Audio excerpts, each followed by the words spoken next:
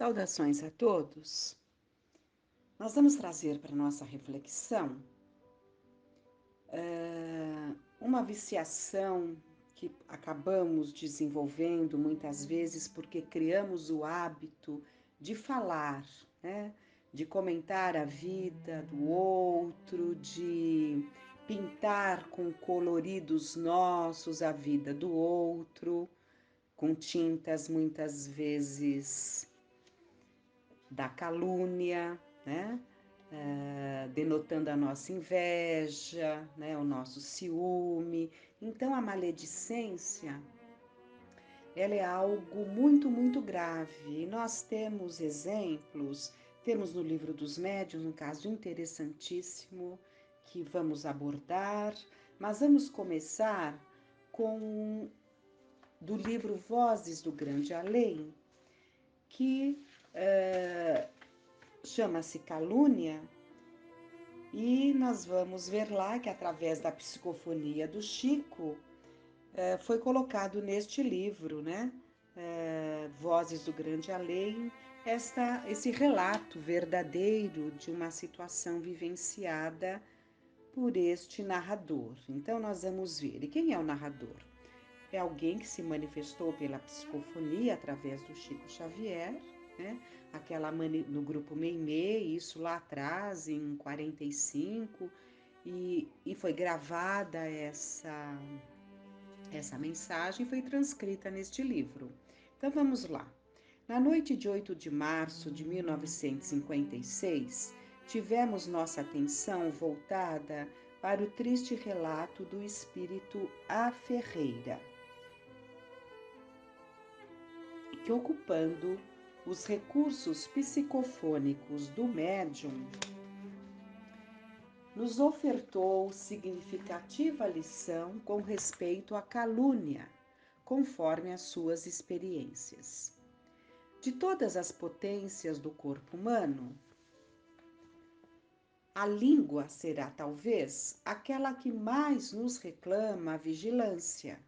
Por ela começa a glória da cultura nos 5 continentes, mas através dela igualmente principiam todas as guerras que atormentam o mundo.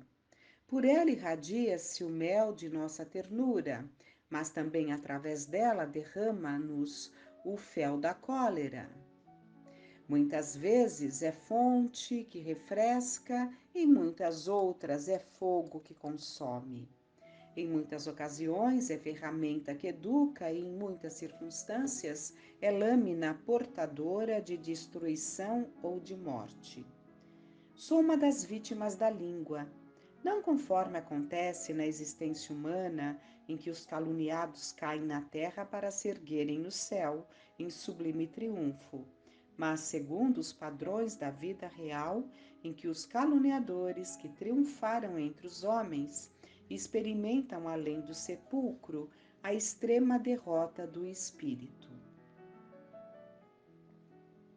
Determinam nossos amigos espirituais que vos ofereça a minha história. Contá-la-ei sintetizando tanto quanto possível para não fatigar-vos a atenção.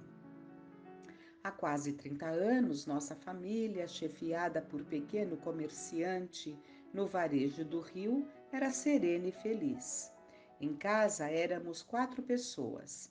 Nossos pais, a Frane e o servidor que vos fala, né? Então eram 4 pessoas, né? Nossos pais, a Frânio, que era um irmão, né? E o servidor que vos fala. Entre meu irmão e eu, contudo, surgiam antagonismos irreconciliáveis. A Frânio era a bondade, eu era a maldade oculta. Meu irmão era a brandura, eu era a crueldade. Nele aparecia a luz da franqueza aberta, escondia-se em mim a mentira torpe. A Frânio era a virtude, eu era o vício contumaz. Na época em que figuro o princípio de meu relato, meu irmão desposara a Celina, uma jovem reta e generosa que lhe aguardava o primeiro filhinho.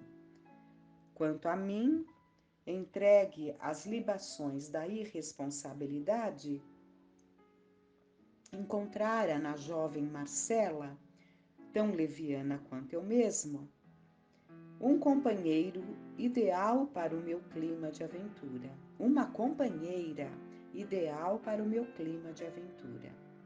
Entretanto, tão logo havia aguardando uma criança sob minha responsabilidade direta, abandonei-a e desapiedado, embora lhe vigiar, abandonei-a desapiedado, embora lhe vigiasse os menores movimentos. Foi assim que, em nublada manhã de junho, observei um automóvel a procurar-lhe o refúgio.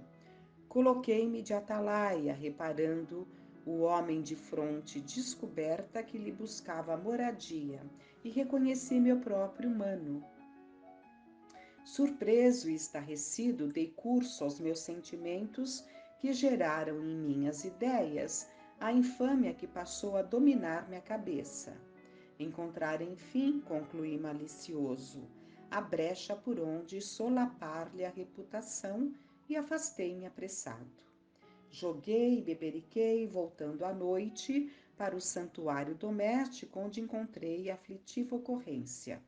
Afrânio, em se ausentando de nossa pequena loja para depositar num banco a expressiva importância de 50 contos de réis, fruto de nossas economias de 2 anos para a realização do nosso velho plano de casa própria, perder a soma aludida sem conseguir justificar-se.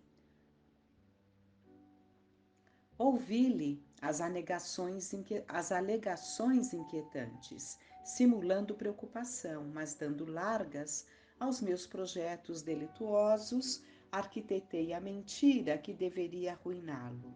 Chamei meu pai a íntimo entendimento e envenenei-o pelos ouvidos.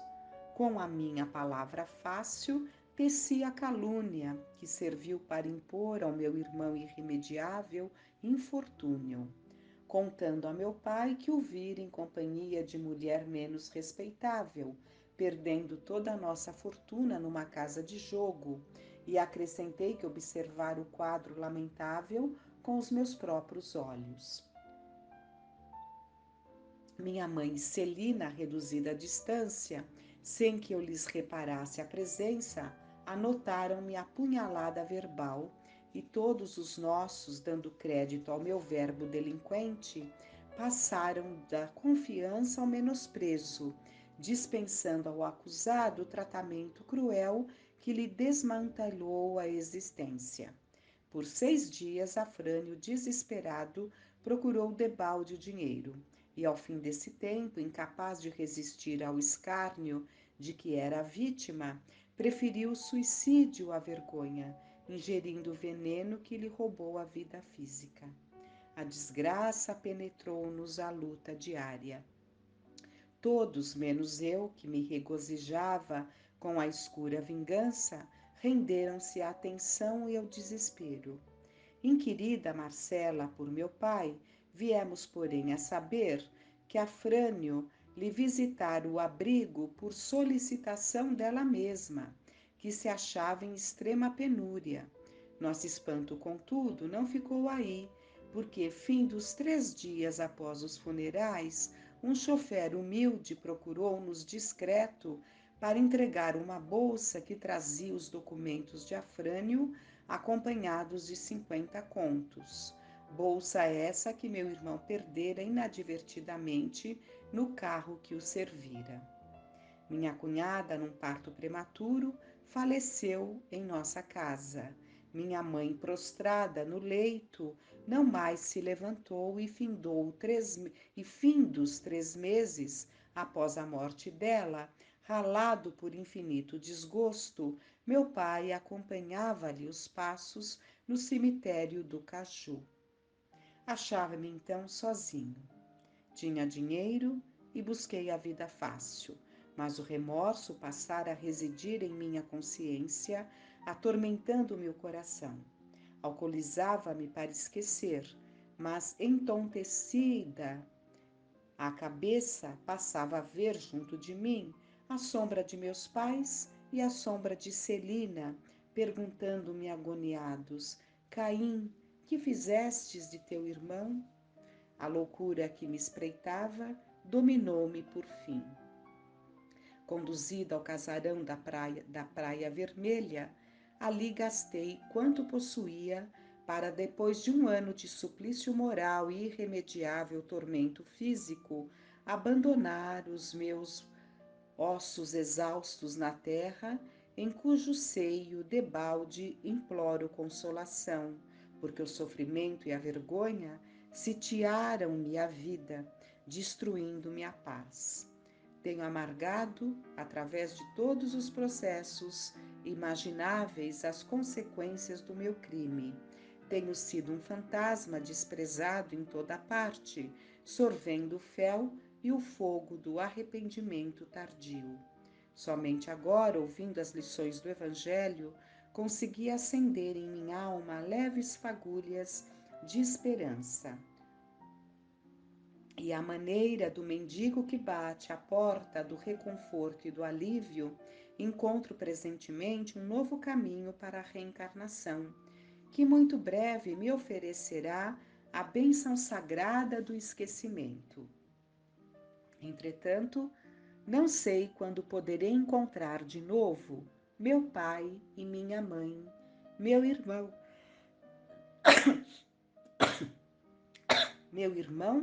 e minha cunhada, credores em meu destino, para resgatar diante deles o débito imenso que contraí.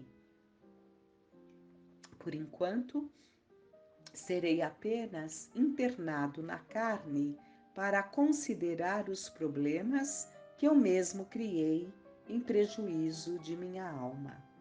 Brevemente voltarei ao campo dos homens, mas reaparecerei entre eles sem a graça da família, a fim de valorizar o santuário doméstico, e renascerei mudo para aprender a falar. Que Deus nos abençoe. A Ferreira. Então vocês vejam que ele não terá a bênção imediata de estar novamente com a sua família, né? Que o acolheu, né? Que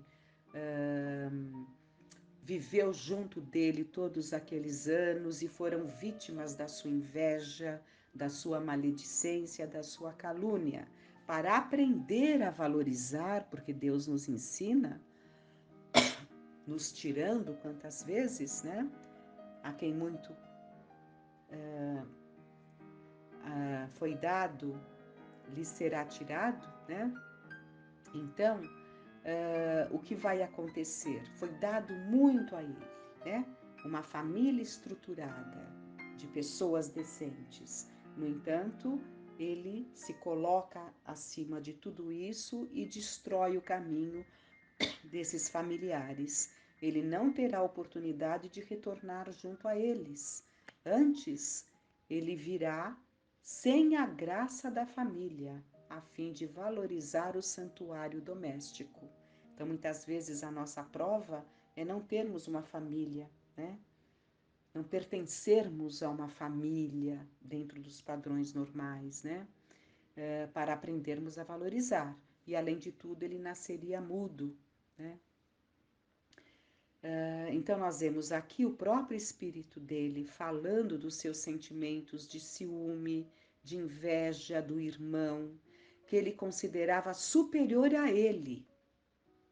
E como costuma ocorrer, é isso que acontece, ao invés de se inspirar no irmão mais preparado, que seria para ele um exemplo, um ponto de apoio, ele prefere denegri-lo aos olhos da família para ter a falsa sensação de que com isso ele cresceu.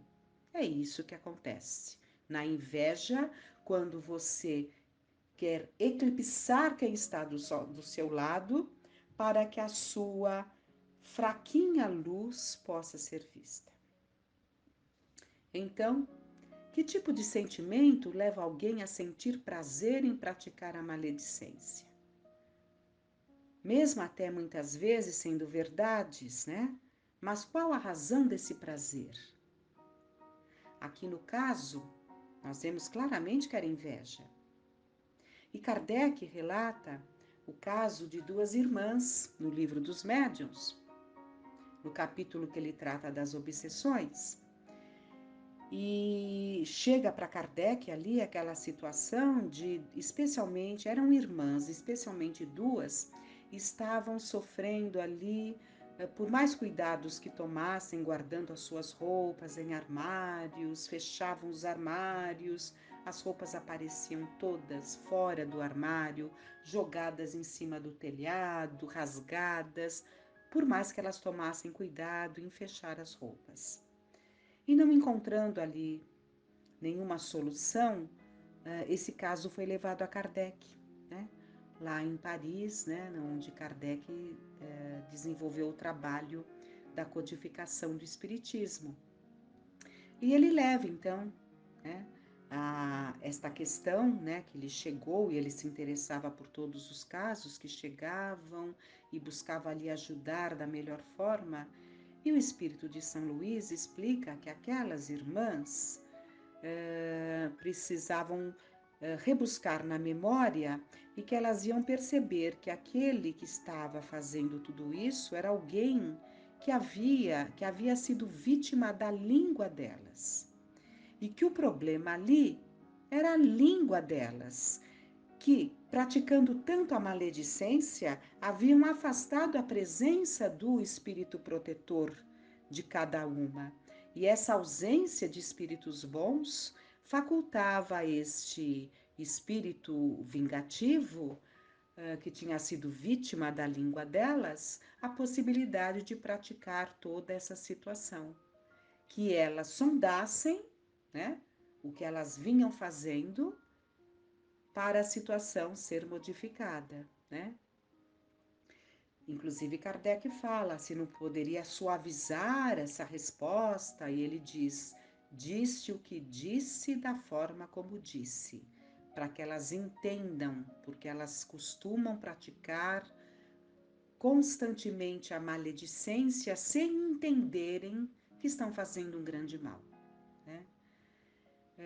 Em seguida, Kardec coloca ali o caso de um dono de uma fazenda que morriam as vacas, morriam os porcos, morriam as galinhas, enfim, sempre morrendo ali os seus animais, e ele mandava fazer novenas, ele chamava exorcistas, e não sabendo mais o que fazer, ele fica sabendo ali de Kardec, né?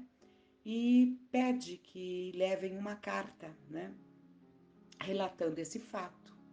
E a resposta vem ali através do Espírito São Luís, dizendo que, o que ele precisava era limpar os currais, mas ele não fazia isso porque custava muito, né?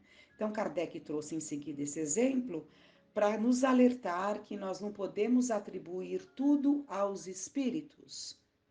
Então, ele citou o caso das roupas que eram jogadas. Depois, ele conta esse caso da mortandade dos animais, que foi interpretado como espíritos que estariam provocando isso, e na verdade não eram espíritos. Era a sovinice do fazendeiro que não mandava cuidar ali dos currais, né?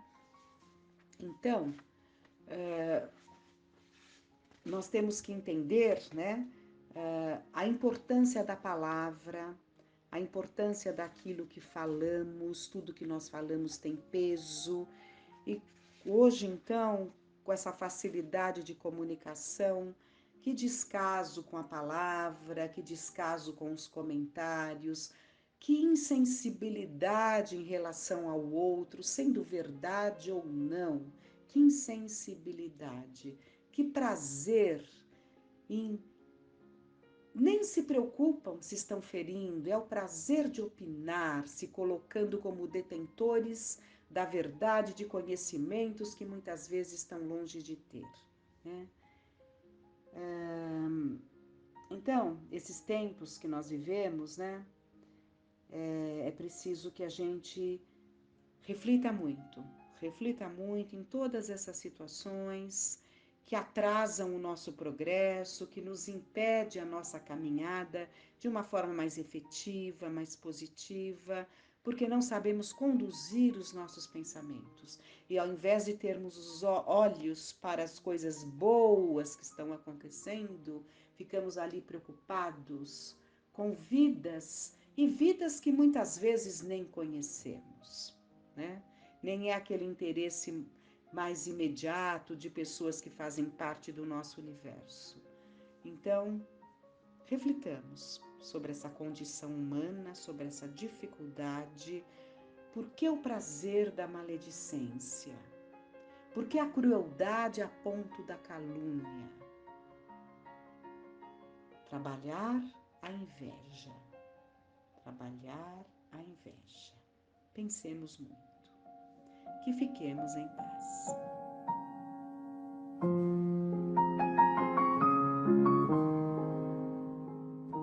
Olá pessoal, tudo bem?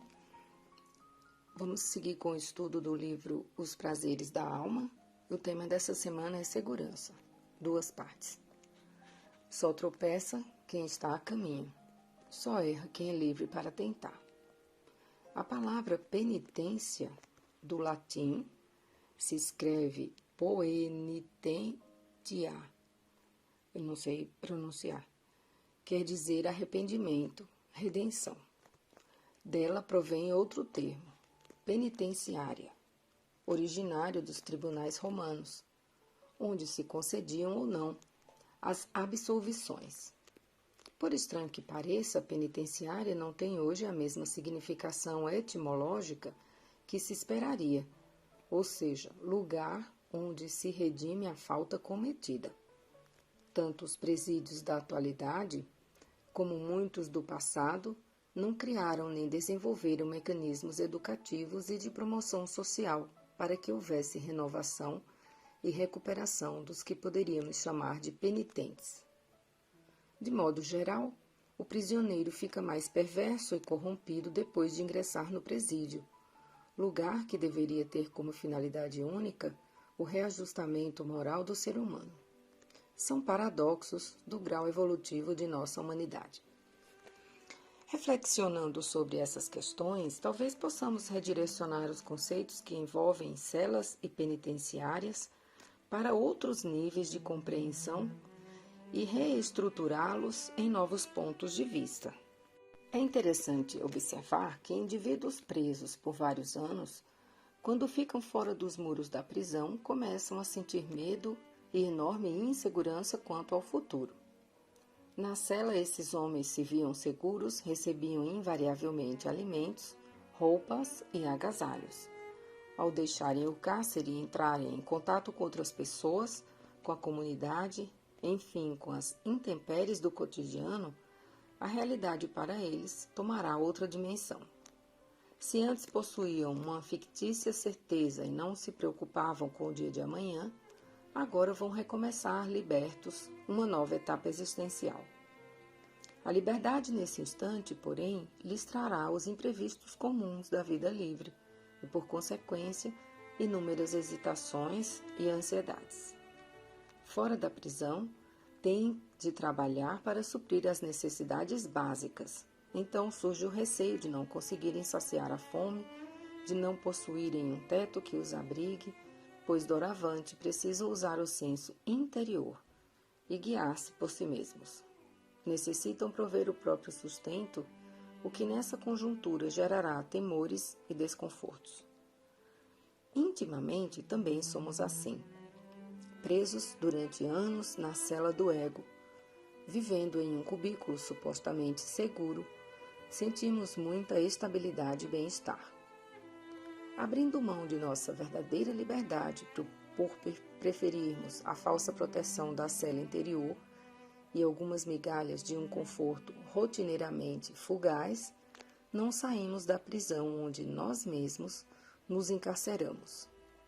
São celas que nos dão pálidas honrarias e efêmeros sucessos por alto preço emocional, criadas por nós próprios para nos autopenitenciar.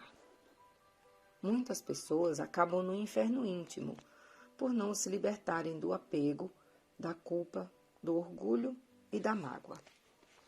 Criamos celas que isolam os sentimentos, celas que disputam os cumes sociais, celas que mendigam afetos, celas que disfarçam o perfeccionismo, celas que sustentam o fanatismo religioso, celas que confinam os bens alheios, celas que ambicionam o poder público, celas que estimulam a luxúria.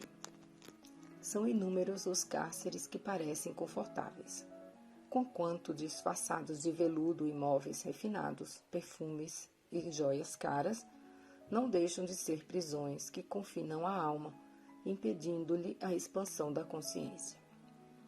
Sair dos grilhões mentais ou da cela egóica não é tão fácil. Somos conservadores, acomodados e estamos tão sujeitos a uma robotização de hábitos que nunca adquirimos um duradouro conforto psicológico. Sem nos darmos conta, pagamos um preço elevado por algo que as normas sociais dizem ser seguro e garantido. Abandonar as algemas que nós mesmos nos colocamos e nos dar auto-absolvição é o que mais precisamos no momento atual.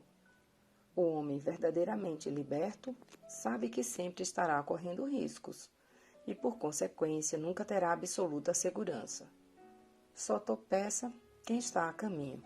Só erra quem é livre para tentar. A vida é um processo dinâmico. Não pode ser predeterminada segundo nossa diminuta visão evolutiva.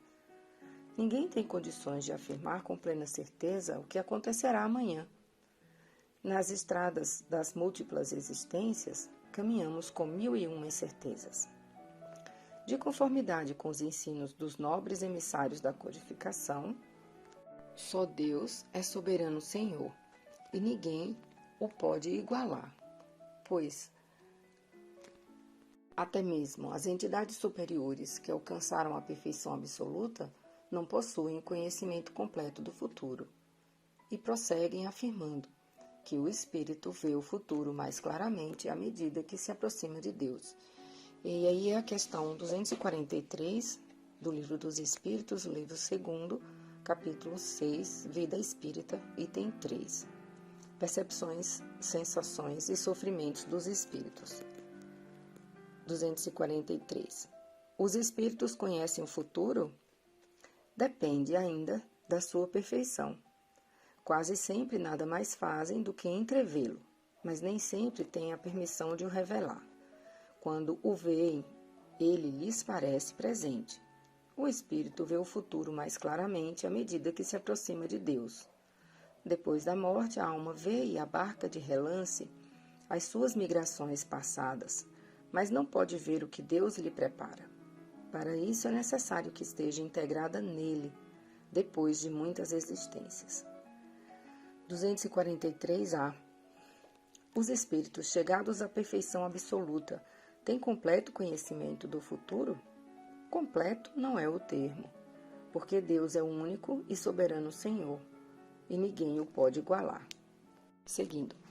Podemos até entender o porquê de alguns dizerem que a liberdade vem acompanhada de certa dose de insegurança.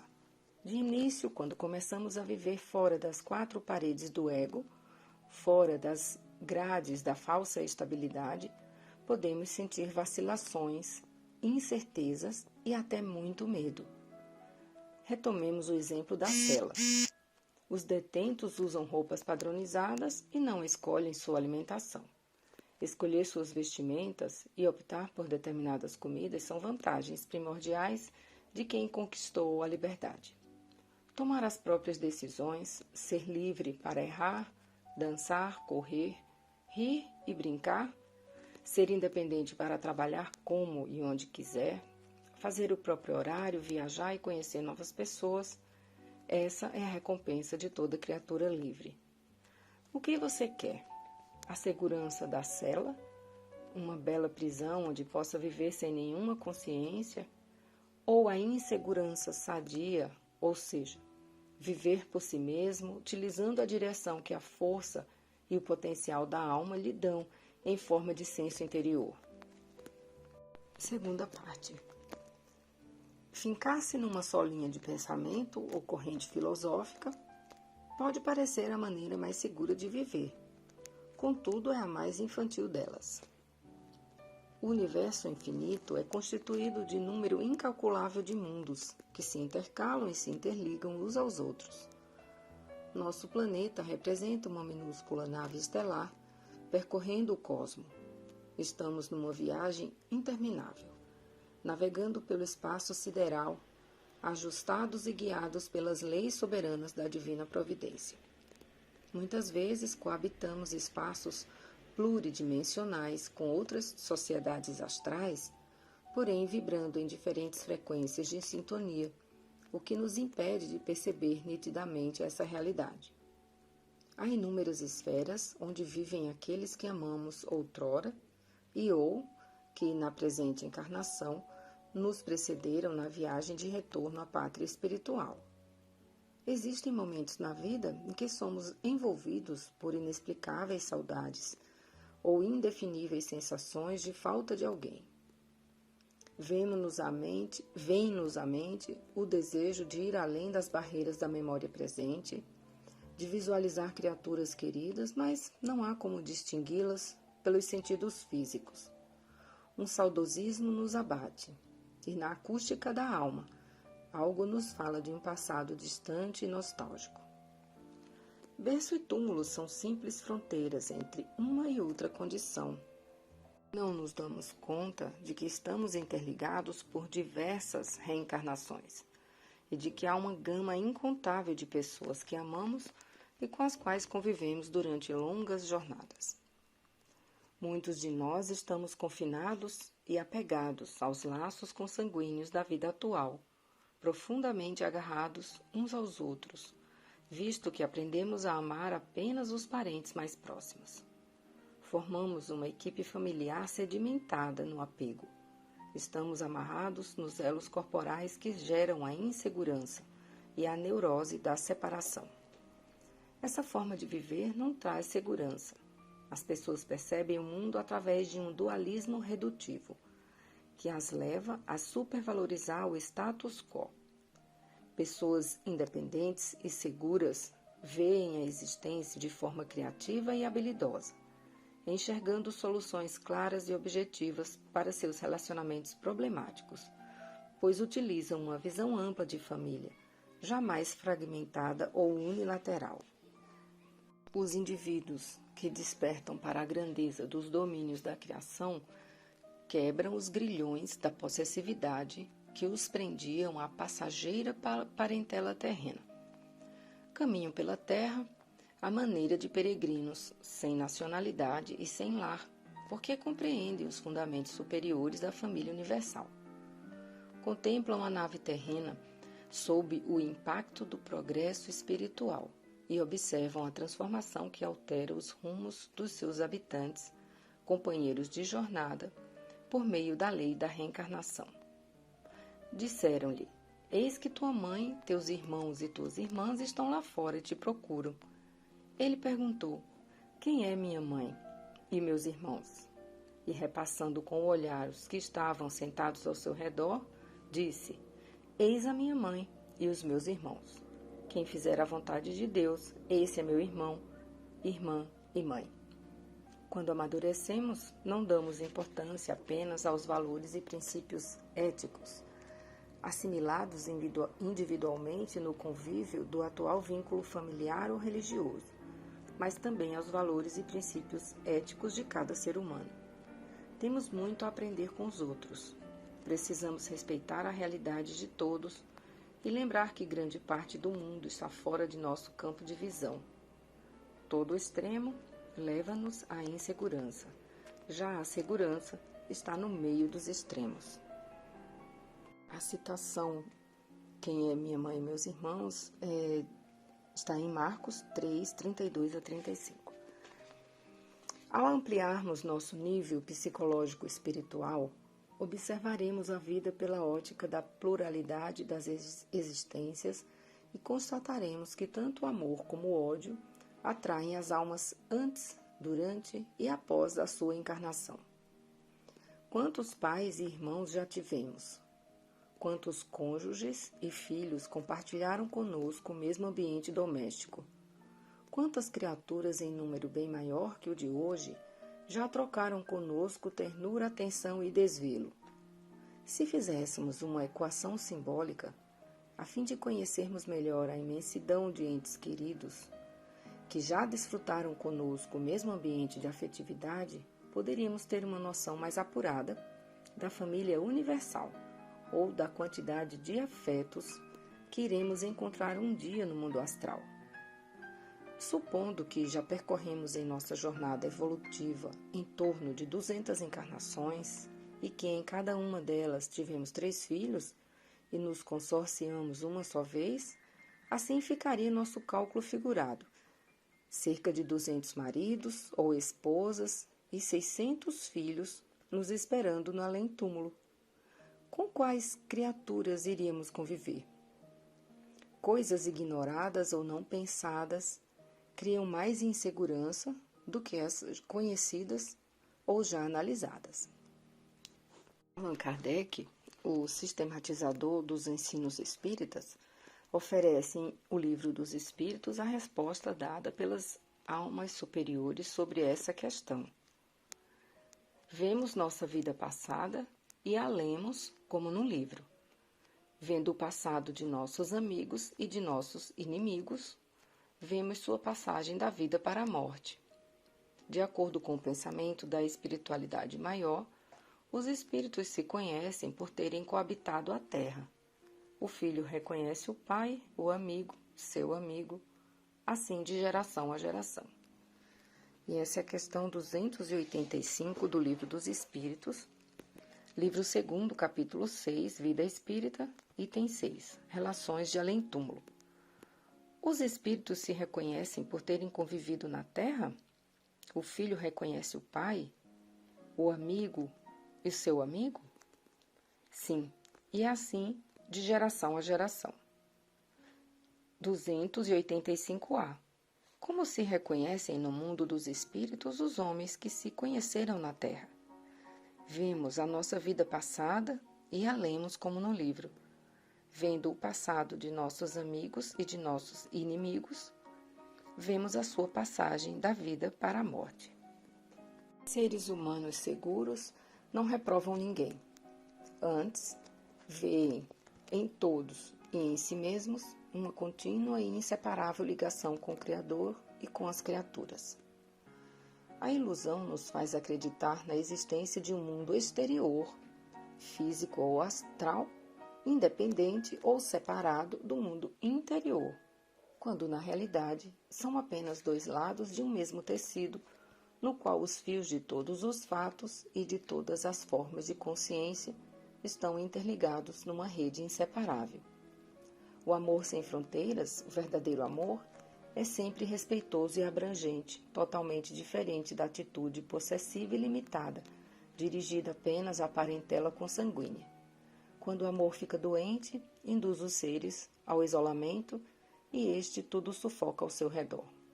A espiritualidade superior nos ensina a pensar holisticamente, lembrando-nos de que somos parte de um todo muito amplo. Para sermos seguros, é preciso que tenhamos visão da totalidade. Segundo o apóstolo João, assim Jesus orou, erguendo os olhos ao céu, a fim de que todos sejam um, como tu, Pai, estás em mim e eu em ti, que eles estejam em nós. João 17, 21. O que deve mais tarde ter levado Paulo de Tarso a escrever às igrejas da Galácia: não há judeu nem grego, não há escravo nem livre, não há homem nem mulher, pois todos vós sois um só em Cristo Jesus. Gálatas 3, 28.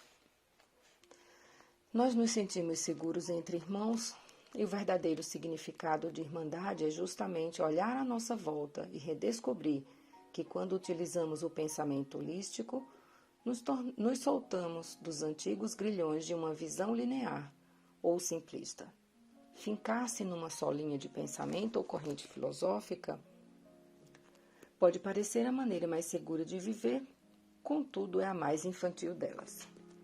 Seja qual for nossa instrução religiosa, nós só nos tornamos pessoas seguras quando aprendemos a pensar em termos de universalidade, percebendo nosso papel na unidade da vida, tanto no aspecto físico como no espiritual, e buscando, acima de tudo, o bem comum, manter um compromisso com o coletivo. Quem fizer a vontade de Deus, esse é meu irmão, irmã e mãe. Essa a proposta cristã para ampliar nosso conceito de família, de humanidade, de mundo ético, enfim. Da primeira parte eu vou destacar: só tropeça quem está a caminho, só erra quem é livre para tentar. E da segunda parte, temos muito a aprender com os outros. Precisamos respeitar a realidade de todos e lembrar que grande parte do mundo está fora de nosso campo de visão. Todo extremo leva-nos à insegurança. Já a segurança está no meio dos extremos. Uma boa semana a todos.